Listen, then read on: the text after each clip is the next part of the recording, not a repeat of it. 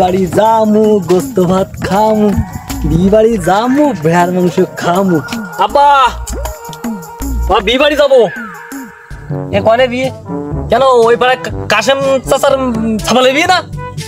তুমি জানো না? ওই কাশেমের ছাবালের বিয়েটা তো দাওয়াত করেছে। দাওয়াত করেনি?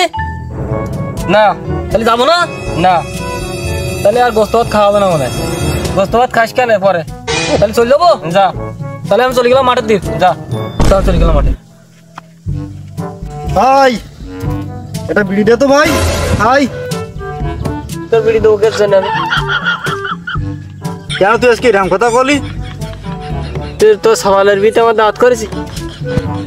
আমি তো ভাই কতটুকু পারতিস না বুঝিস। তুই যাকি দাওয়াত করিস তাকি কাছ থেকে এই বিড়ি খাই যা। আমিও বেশি লোকজন করতে পারতিস না, তা ওই করেছি। কি করিস? ওই বড় বাচ্চা ছোট ভাই পর্যন্ত নেমন্তন্ন করেছি, আমি আর পারলাম না।